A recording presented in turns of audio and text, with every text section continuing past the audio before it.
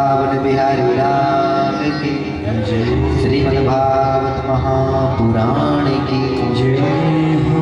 श्री सद्गुरुदेव भगवान की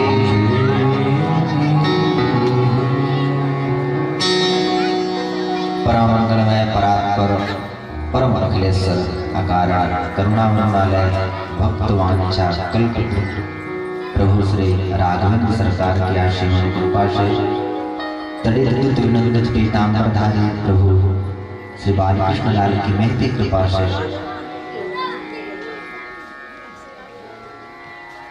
श्री हनुमान जी महाराज की विशेष प्रेरणा से एवं पूर्व जन्मों के सुकृत पुण्यों के उदय होने पर भगवान की अहेतु की कृपा से आप सबके पावन ग्राम में मिश्रा परिवार द्वारा आयोजित यह श्रीमद् भागवत कथा सप्ताह ज्ञान यज्ञ में पधारे हुए इस कथा के प्रमुख अधिष्ठाता हमारे मिश्रा जी के कुलगुरु परम सम्माननीय श्री पांडे जी इस कथा में आवाहित सभी देवी देवता प्रत्यक्ष एवं अप्रत्यक्ष जो भी शक्तियां हों उन सब का ध्यान करते हुए इस भगवान के वांगमय विग्रह में प्रभु की इस मंगलमयी कथा का अवगाहन करने हेतु पधारे हुए समस्त सुधी श्रोतावृंद एवं श्रद्धामती माता आप सभी को हमारे व्यासपीठ की ओर से सबके हृदयगत सीताराम जी का स्वरूप जानकर हम सबको अपनी तरफ से वंदन अभिनंदन नमन करते हैं। आज कथा का प्रथम दिवस समय का अतिक्रमण पहले ही हो चुका है, जैसा कि हमारे गुरुजी ने पहले ही बताया आप सबको, लेकिन कुछ चर्चा करेंगे, महात्मा की कथा का श्रवण करने का प्रयास करेंगे। बृहद रूप में ना सही, लघु रूप में, लेकिन महात्मा की कथा का श्रवण करेंगे। महात्मा का मतलब महत्व। तो महात्मा सुने क्यों? भागवत जी के महात्मा की कथा क्यों सुने? भागवत ही सुन लेते। तो भागवत के श्रवण करने से पहले महात्मा की प्रक्रिया इसलिए लाई गई कि महात्मा का मतलब होता है महत्व। जब तक हम किसी वस्तु का महत्व नहीं जानेंगे तब तक उसमें हमारा प्रेम नहीं होगा। गोस्वामी तुलसीदास जी कहते हैं जब तक किसी को जानोगे नहीं तब तक उसमें प्रेम नहीं होगा। और जनाता है महात्मा, किसी का महत्व ही किसी के बारे में हमें जानकारी दे सकता है। तुलसीदास जी कहते हैं जाने बिन न होई प्रतीति, और जब प्रतीति नहीं हुई तो बिन प्रतीति होई नहीं प्रतीति। इसलिए पहले हमें इसका महत्व जानना है कि इस ग्रंथ का महत्व क्या है, क्यों सुने हम भागवत। भागवत कौन श्रवण करे, भागवत श्रवण करने का क्या लाभ है। जहां इन सब बातों का जिक्र हो, इन सब बातों की चर्चा हो, उसे ही हम सब महात्मा कहते हैं। हमारे संत उसे ही महात्मा कहते हैं। तो भागवत जी के महात्मा को भागवत नहीं गाता। भागवत अपनी महिमा स्वयं नहीं बता रही कि हमारा क्या महत्व है। भागवत की महिमा को कई पुराणों ने गाया है, और उन्हीं पुराणों में से एक है पद्म पुराण, और पद्म पुराण ने जो भागवत की महिमा गाई है उसे ही हम सब महात्मा कहते हैं। महात्मा के माध्यम से उसी कथा को श्रवण करें। तो भागवत जी के महात्मा में सबसे पहले भगवान के स्वरूप के बारे में बताया। सच्चिदानंद रूपाय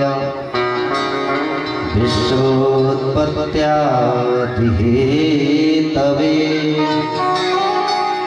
तापत्रय विना श्री कृष्णाय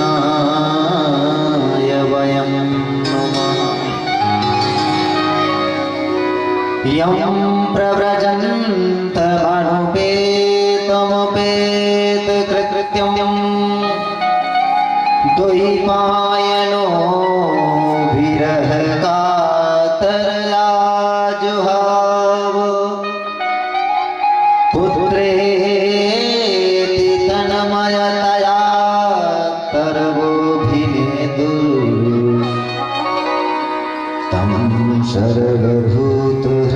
स्वयं मुनिमानतो।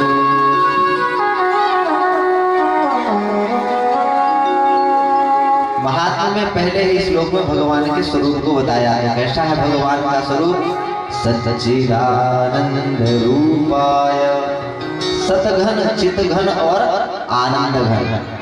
मतलब सतघन का मतलब जो सदा सर्वदा सत्य थे, सत्य हैं और सत्य रहेंगे।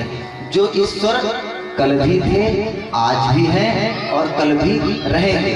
हम और आप सत्य नहीं हैं। कल हम नहीं थे, आज हैं और कल नहीं रहेंगे, अनित्य हैं। लेकिन जो ईश्वर सदा सर्वदा सत्य है, जो ईश्वर नित्य निवास करते हैं, ऐसे परमपिता परमात्मा के चरणों में हम सब मिलकर ध्यान करते हैं। चितघन, जिस ईश्वर को किसी और प्रकाश की, किसी और शक्ति की जरूरत नहीं है, जो ईश्वर स्वयं में शक्तिमान है, जो स्वयं तेज का ही स्वरूप है, ऐसे ईश्वर का हम सब मिलकर ध्यान करते हैं। आनंद घन, आनंद का मतलब बढ़िया घर हो जाए, बढ़िया गाड़ी हो जाए, बढ़िया धंधा चलने लगे, दुकान मकान बन जाए, ये आनंद है? ये आनंद नहीं है। इसलिए आनंद नहीं है कि जब कुछ नहीं था तब लगा थोड़ा मिल जाए, फिर जब कुछ थोड़ा मिल गया तो लगा थोड़ा और मिल जाए, फिर थोड़ा और मिल गया तो लगा थोड़ा और मिल जाए। तो जब तक हमारे मन को संतुष्टि ही नहीं हो रही है जिस आनंद से, वो सच्चा आनंद कैसे हो गया? लेकिन भगवान सदा सर्वदा आनंद स्वरूप में रहते हैं। राम जी को सायंकाल सूचना मिली कि कल हमें राज्याभिषेक होना, तब भी राम जी मुस्कुरा रहे हैं। प्रातः काल जानकारी मिल गई कि अपन को जाना, फिर भी राम जी मुस्कुरा रहे हैं। राम जी के चेहरे में कोई प्रतिक्रिया नहीं, ना तो राज्य गद्दी का उत्साह और ना बन जाने का कोई दुख। तो ऐसे ईश्वर का हम सब मिलकर ध्यान करते हैं। जो ईश्वर सदा सर्वदा आनंद स्वरूप में अवस्थित रहते हैं, ऐसे परमपिता परमात्मा के चरणों में हम सब मिलकर ध्यान करते हैं। तापत्रय विनाशाय, ऐसे ईश्वर का ध्यान करते हैं जिनकी चरण शरण ग्रहण करने मात्र से जीव के समस्त ताप संताप समाप्त हो जाते हैं। कौन से ताप? 3 प्रकार के ताप बताया। ताप त्रय, त्रय मतलब 3।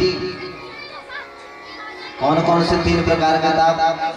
तो गोस्वामी जी ने वर्णन किया है।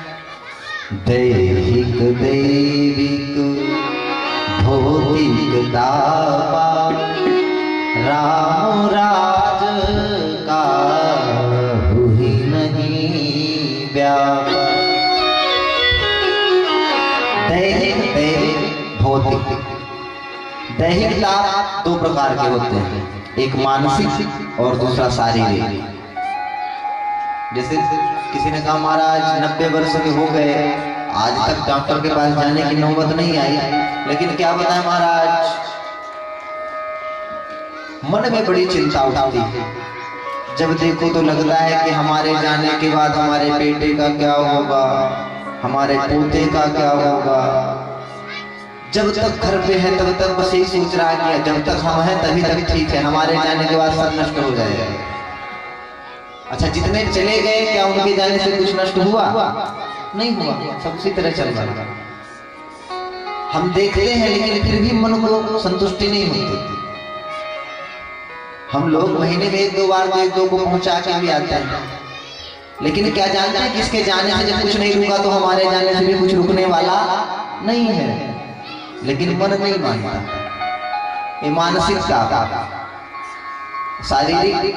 और महाराज भगवान की दया से धन है, दौलत है, घर है, मकान है, दुकान है, सब ठीक ठाक चल रहा है, लेकिन महाराज जिंदगी तो बस टेबलेट पे टिकी हुई है। डॉक्टर ने कहा है कि दलिया खाना और दाल का पानी पीना, और जिस दिन महाराज इसके अलावा कुछ लिया उसी दिन हॉस्पिटल। ये शारीरिक कष्ट है सब कुछ, लेकिन उसका ना स्वाद ले सकते, ना ग्रहण कर सकते, बस देख कर संतुष्ट रहो। ये शारीरिक। दूसरा बताया दैविक। दैविक का मतलब दैव प्रदत्त। जैसे आप कृषि कार्य इत्यादि करते हैं, आप समय समय पर खेत में जुताई करी, बुवाई करी, बढ़िया खाद भी डाली, समय समय पर पानी भी दे दिया, फसल भी तैयार हो गई। अब कटने का नंबर आया, उसी के पहले पत्थर पड़ जाए महाराज, तो आपकी तो कोई गलती नहीं थी, आपने तो अपना सब कर्म किया, लेकिन पत्थर पड़ गए, सारी फसल नष्ट हो गई। ये दैव प्रदत्तता जो देवताओं के द्वारा दिए जाते हैं। तीसरा बताया भौतिक। महाराज भगवान की दया से घर में सब कुशल है, संपन्न है, सब ठीक ठाक चल रहा है, लेकिन महाराज जब से एक नया घर खरीदा है तो उस घर में महाराज पीछे के कमरे से अजीबोगरीब आवाजें आती। किसी ने कहा महाराज जब ही घर से बाहर निकलते हैं रात में 8 बजे के बाद, तो ऐसा लगता है कि मेरे पीछे पीछे कोई चल रहा है। ये सब भौतिकवाद है, आध्यात्म। तो जिन ईश्वर की चरण शरण ग्रहण करने से जीव के यह तीनों प्रकार के ताप समाप्त हो जाते हैं, ऐसे परमात्मा के चरणों में हम सब मिलकर। व्यास जी ने ये कहीं नहीं लिखा कि श्री कृष्णाय अहम नुमा, क्योंकि कथा किसी एक व्यक्ति के लिए नहीं लिखी जाती। व्यास जी तो अकेले थे, तो यह भी लिख सकते थे, लिखने वाला ये लिख सकता था ना, श्री कृष्णाय अहम नुमा, मैं प्रणाम करता हूँ। लेकिन उन्हें पता था कि यह ग्रंथ, यह कथा भगवान की आगे चल के कलुषित प्राणियों का कल्याण करेगी, न जाने कितने श्रोता बैठ कर श्रवण करेंगे, इसलिए सबकी सानिध्यता प्राप्त करते हुए लिखा गया श्री कृष्णाय वयम नुमा। हम सब मिलकर भगवान श्री कृष्ण के चरणों में प्रणाम करते हैं। बोलिए कृष्ण चंद्र भगवान।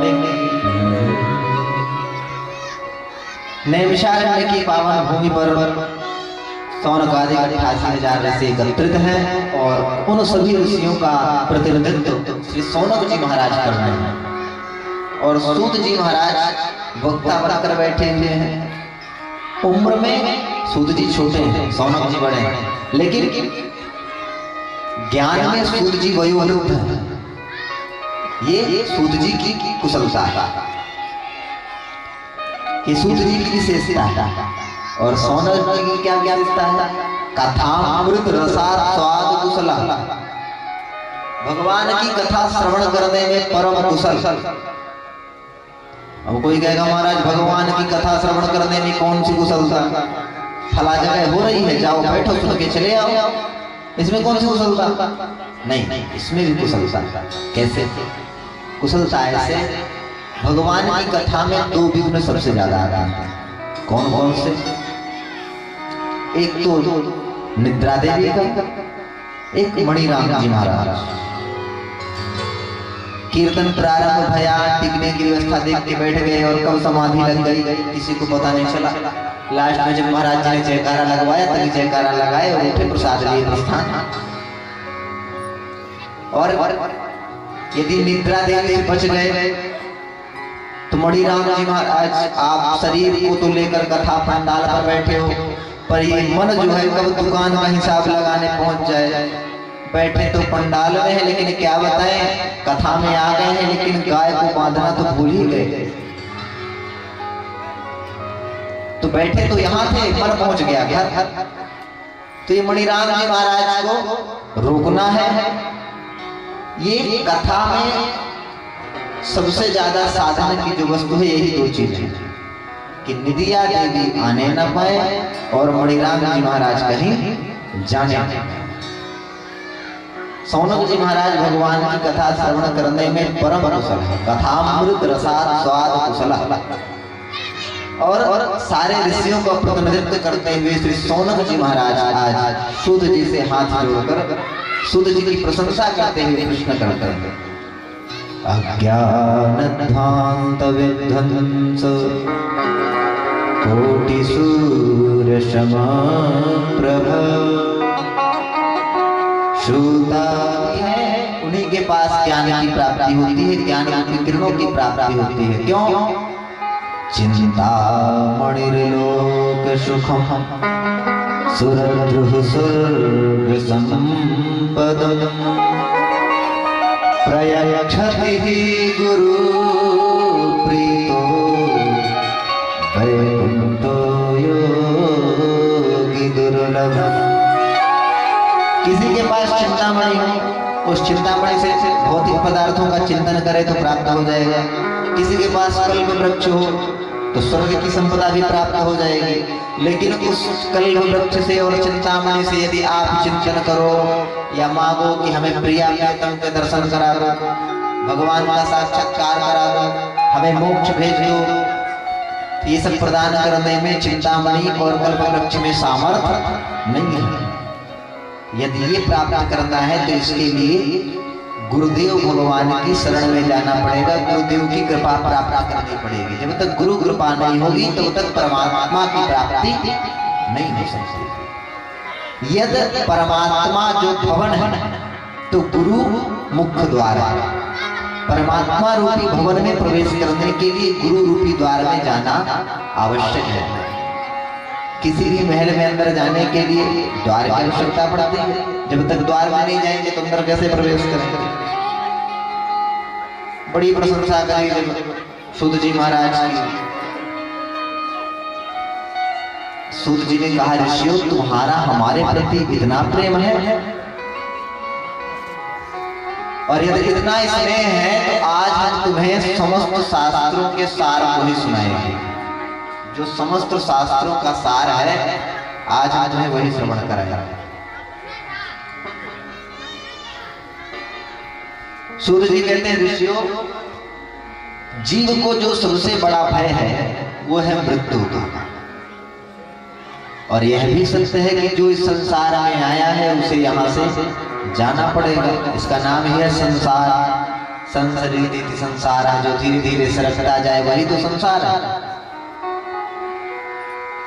तो बोले हम जितने जीव हैं काल रूपी ब्याल के मुख में ग्रास बनकर बैठे हुए हैं और जीवित तभी तक हैं, सुरक्षित तभी तक हैं जब तक काल अपना मुख बंद नहीं कर लेता। जैसे ही काल रूपी ब्याल ने अपना मुख बंद किया हमारी लीला समाप्त। काल ब्याल मुख ग्रास त्रास निर्नाश हेतवे श्रीमद् भागवतम शास्त्रम कीरेण भाषित। सूत जी कहते हैं, ऋषियों इस मृत्यु के भय को दूर करने के लिए सुखदेव जी महाराज ने जिस ग्रंथ का प्राकट्य इस धरा में किया उसी ग्रंथ की कथा को मैं तुम्हें श्रवण कराऊंगा। तो महाराज सुखदेव जी ने क्यों प्रकट किया, कैसे प्रकट किया? तो बोले परीक्षित जी महाराज को श्राप लगा था 7वें दिन मृत्यु का। तो सुखदेव जी ने भागवत संगीता का प्राकट्य करके परीक्षित को श्रवण कराया। लेकिन जैसे ही कथा श्रवण कराने के लिए परीक्षित को बैठाया सुखदेव जी ने तो देवता लोग ऊपर से अमृत का कलश लेकर आ गए। सुखदेव जी को प्रणाम किया और बोले, महाराज हमने सुना है कि परीक्षित जी महाराज को 7वें दिन मृत्यु का श्राप लगा है। तो वही न हो जाके वहां जाएंगे। बोले हाँ बिल्कुल ठीक है। तो महाराज हमने सुना है कि 7वें दिन मृत्यु को प्राप्त करने वाले हैं। हाँ बिल्कुल। महाराज हम एक निवेदन करना चाहते हैं। क्या? हम ये अमृत का कलश लेकर आए हैं, आप इस कलश से अमृत का पान परीक्षित को करा दीजिए, फिर अमृत पान करके परीक्षित जी अमर हो जाएंगे, मरने का झंझट खत्म। सुखदेव जी ने मन ही मन सोचा, आए देवता सकल स्वार्थी, वचन कहे जनु परमार्थी। जो देवता सदैव बड़े स्वार्थ के लिए लगे रहते हो, आज वही देवता परमार्थ। सुखदेव जी ने कहा ठीक है, हम अमृत पान तो करा देंगे, सुधामृत तो पिला देंगे, लेकिन तुम और क्या चाहते हो? तो बोले महाराज हम तो बस इतना चाहते हैं कि सुधामृत आप परीक्षित को पिला दो और आप जो कथामृत पान कराने के लिए बैठे हुए हैं वह कथा रूपी अमृत आप हमें पिला दो, तो दोनों की बराबरी हो जाएगी, तो दोनों में सौदा हो जाएगा, विनिमय हो जाएगा। सुखदेव जी ने कहा, रे ठगी आओ, मैं तो पहले ही समझ रहा था कि आज देवता लोग इतने परमार्थ की बात कैसे कर रहे हैं, जो सदैव अपने स्वार्थ में लगे रहते हैं। अरे तुम्हें इतना भी नहीं पता कि सौदा बराबर की वस्तुओं से किया जाता है, विनिमय बराबर की वस्तुओं का होता है। और तुम्हारा कहाँ यह कांच का टुकड़ा और कहाँ मेरी मणि के समान भगवान की यह कथा, दोनों में बराबरी कैसे हो सकती है। क्व सुधा क्व कथा लोके क्व काचः क्व मणिर्महा ब्रह्मरातो विचारेवं तदा देवाञ्जहास।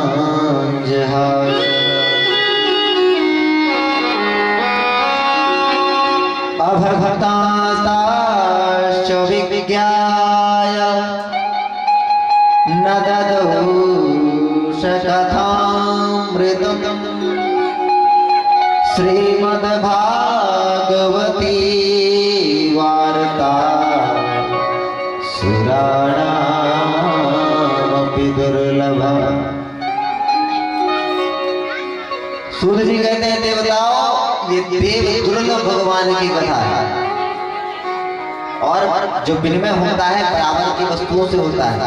तुम्हारा कहाँ कांच का टुकड़ा, कहाँ मेरी मणि के समान भगवान की कथा, बराबरी नहीं है, इसलिए तुम्हें नहीं मिलेगी। अच्छा, यदि तुलनात्मक अध्ययन किया जाए दोनों में, सुधामृत और कथामृत में यदि तुलनात्मक अध्ययन किया जाए कि श्रेष्ठ कौन है, तो जरा उस पर भी दृष्टि कर ले। इस मृत्यु लोक में आने के बाद जो जीवन भर पुण्य अर्जित करेगा वो मृत्यु के बाद स्वर्ग में जाएगा, और स्वर्ग में जाने के बाद उसे अमृत की प्राप्ति होगी। लेकिन भगवान का जो कथामृत है वो आपको इसी धारा में प्राप्त हो जाएगा, आपको मरने की कोई जरूरत नहीं है। दूसरी बात, जो सुधामृत है, जब आप अपने पूरे जीवन में पुण्य अर्जित करोगे तब जाके सुधामृत प्राप्त होगा, मतलब पुण्यात्मा को ही मिलेगा, क्योंकि स्वर्ग तो पुण्यात्मा ही जाते हैं। लेकिन कथामृत चाहे पुण्यात्मा हो चाहे पापात्मा हो, चाहे पुण्य करने वालों को श्रवण कराओ चाहे पापी को श्रवण कराओ, सबको तारने वाली। इसमें भी देखा जाए तो सुधामृत पक्षपाती, लेकिन भगवान का जो कथा है कथामृत है वह पक्षपाती नहीं है, सबके लिए सुलभ।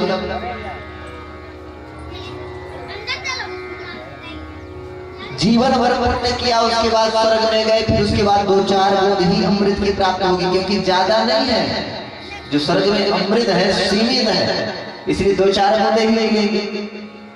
लेकिन कथामृत जितना मर्जी चाहे पियो महाराज, जितना ज्यादा श्रवण करोगे, जितना ज्यादा कथा के अंदर प्रवेश करते जाओगे, उतना ज्यादा आनंद ही आएगा।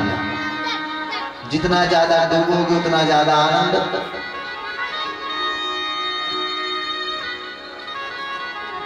तो वो सीमित है, लेकिन कथा असीमित है। हरि अनंत, हरि कथा अनंत। भगवान की कथा अनंत, जितना श्रवण करना चाहो सुनो।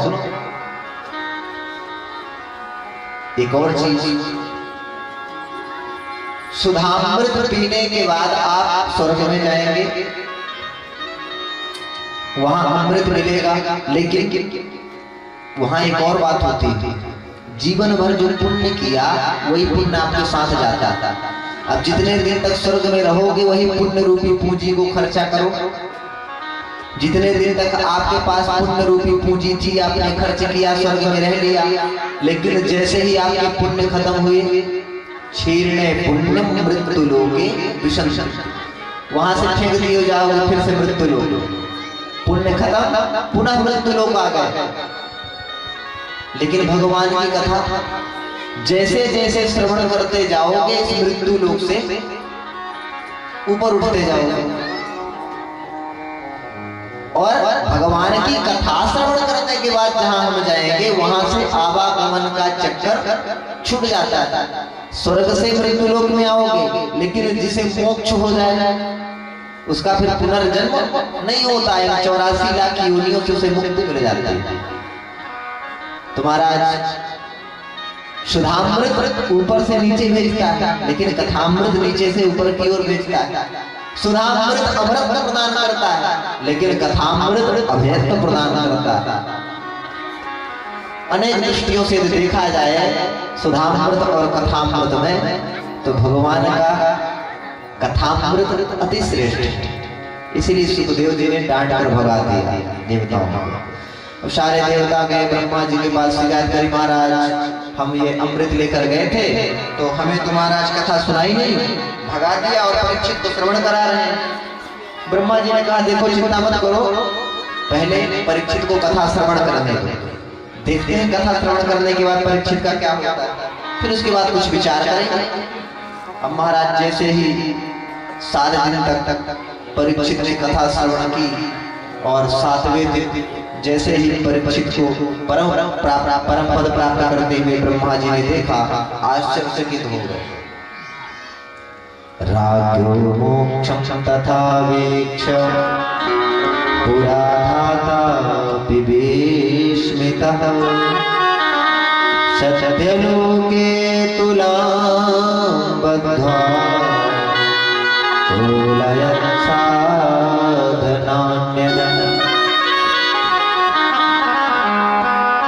जैसे ही परीक्षित को मोक्ष जाते हुए देखा तो सत्यलोक से तराजू मंगवाया और एक पलड़े पर श्रीमद् भागवत को रखा और दूसरे पलड़े पर अनेक धर्म ग्रंथों को रखा।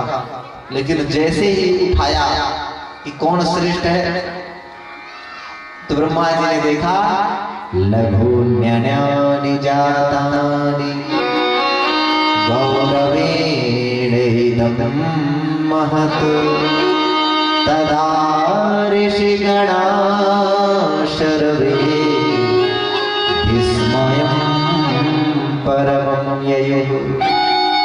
जैसे ही उठाया तो देखा कि जो अनेक धर्म ग्रंथ थे वह पलड़ा हल्का हो गया और यह भागवत जिस पलड़े पर रखा था वह पलड़ा भारी हो गया। तुरंत ब्रह्मा जी ने और संतों ने मिलकर घोषणा कर दी, मेरे भगवत रूपम शास्त्रम भागवतम कलौ। कलुषित प्राणियों का कल्याण करने के लिए भगवान ही इस श्रीमद् भागवत संहिता में विराजमान।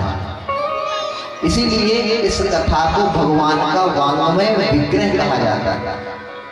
इसको सिर्फ पुस्तक या पुराण नहीं कहा जाता, इसे भगवान का वाङ्मय विग्रह कहा जाता है कि यह भगवान का स्वरूप है। और इस भगवान के वाङ्मय विग्रह में, भगवान के स्वरूप में 12 स्कंध, 18,000 श्लोक, 335 अध्याय घोषणा कर दी महाराज। तो महाराज लेकिन ये सप्ताह विधि से श्रवण करने की परंपरा कहां से चालू? सूत जी कहते हैं ये परंपरा नारद जी से शुरू हुई। सनकादिकों ने नारद जी को सप्ताह विधि से कथा का श्रवण कराया, तभी से यह परंपरा प्रचलित हुई। महाराज नारद जी जो एक क्षण से ज्यादा कहीं टिकते नहीं, उस 7 दिन तक भगवान की कथा एक जगह बैठकर कैसे श्रवण कर लिया। और नारद जी ब्रह्मा जी के मानस पुत्र फिर सनकादिकों से जाकर कथा क्यों श्रवण किया? सूत जी कहते हैं ध्यान से सुनो। एकदा हि विशालायां चत्वारा ऋषयो मला सत्संगार्थं समायात तदृष्टत्र नारद। एक बार सनकादिक चारों भाई सनक, सनंदन, सनातन, सनत कुमार, ये सनकादिक कहलाते हैं। चारों भाई सत्संग की इच्छा से विचरण करते हुए बद्र विशाल धाम में भ्रमण कर रहे थे। कोई मिले तो सत्संग करें। सामने से नारद जी को आते हुए देखा, बड़े प्रसन्न सनकादिक कि आज नारद जी से मुलाकात हो रही है, भगवान की चर्चा होगी, भगवान की कथा की चर्चा होगी। लेकिन जैसे ही नारद जी समीप पहुंचे तो देखा कि नारद जी के चेहरे में पहले से 12 बजे चेहरा पहले से उदास, ऋषियों ने कहा नारद जी क्या बात है, आप इतने उदास क्यों हैं? कथम ब्रह्मन दीन मुखा कुतश्चिंता हुआ, आपके मन में प्रत्यक्ष चिंता जो दिखाई प्रतीत होती है ये क्यों है? आपके मुखमंडल को देखकर ऐसा लगता है कि किसी बहुत बड़े व्यापारी का बहुत सारा धन चोरी चला गया, लेकिन आपके पास जो धन है उसे कोई चुरा नहीं सकता, और जो चोरी हो जाए ऐसा धन संस रखते नहीं, फिर आप इस प्रकार चिंता ग्रसित क्यों हो? आपके मुखमंडल में ऐसी चिंता क्यों? नारद जी ने सनकादिकों को प्रणाम किया और बोले भैया, जैसे आपका जीवन सिर्फ कथा में लगा हुआ है, कथा मात्र की जीवन जिनका लक्ष्य है, उसी प्रकार मैं भी भगवान के सत्संग की इच्छा से विचरण कर रहा था। मैंने सोचा कि क्यों ना तीर्थों में जाकर के भगवान की महिमा को श्रवण की जाए, भगवान का सत्संग किया जाए। तुम्हारा सत्संग की इच्छा से मैं विचरण करते हुए तीर्थों में गया। कहाँ गया? पुष्करम चा प्रयागम चा काशी गोदावरी तथा हरे क्षेत्रम कुरुक्षेत्रम श्रीरंगम सेतु बंधन। प्रयागराज गया, पुष्कर गया, काशी गया, अनेक तीर्थों में गया महाराज, लेकिन वहां जाकर देखा कि जो संत हैं, संतों के यहाँ जाकर देखा कि संत तो पाखंड से ग्रसित है। पाखंड का मतलब जो पाप का ही एक खंड हो वह है पाखंड। कैसे पाखंडी है महाराज? तो बोले महाराज रास्ते से चले जा रहे थे, हमने एक जगह देखा कि कुछ बच्चे क्रीड़ा कर रहे थे, छोटे छोटे बच्चे। तो हमने किसी से पूछा भैया ये बच्चे किनके हैं? तो बोले ये ब्रह्मचारी जी महाराज के। कुछ और आगे बढ़े, हमने देखा महाराज एक आश्रम में बहुत शोर हो रहा था, बहुत हल्ला हो रहा था। हमने पूछा भैया ये इतना शोर कहाँ हो रहा है? तो बोले मोनी बाबा के आश्रम में। और आगे बढ़े, हमने देखा एक जगह बहुत बड़े बड़े बंगले बने हुए, बहुत बड़े बड़े मकान बने। पूछा भैया ये बंगला कोठी किसकी है? तो बोले त्यागी जी महाराज, संतों की तो ये हालत। फिर मैंने सोचा कि कोई बात नहीं, संतों के यहाँ मन को शांति नहीं मिली तो कोई बात नहीं, गृहस्थों के यहाँ चल कर देखते हैं। गृहस्थ भी कम भक्त थोड़ी भक्त होते हैं। बोले महाराज गृहस्थों के यहाँ जाकर देखा तो घर में माता पिता की सेवा तभी तक जब तक तिजोरी की चाबी बहू रानी के हाथ में नहीं आ जाती। चाबी हाथ में आई कि माता पिता की खाट खेत जहाँ पानी की सुविधा होती है, खेत तो ज्यादा रहते हैं, वहीं माता पिता की खाट लगा दी जाती है कि आप जाके खेत की सेवा करो, अब तो घर में हम मालिक। और घर में यदि कोई आयोजन हो तो माता पिता से सलाह नहीं ली जाती, तो श्याम को बुद्धिदायक सलाह लेने के लिए बहू रानी के माई के पक्ष से साले साहब को बुलाया जाता है। ये हम नहीं कहते, भागवत कहते हैं श्याल को बुद्धिदायक। और हमारे ब्रज में एक कहावत है, घर बिगाड़े आरो, दीवार बिगाड़े आरो, और घर बिगाड़े सारो।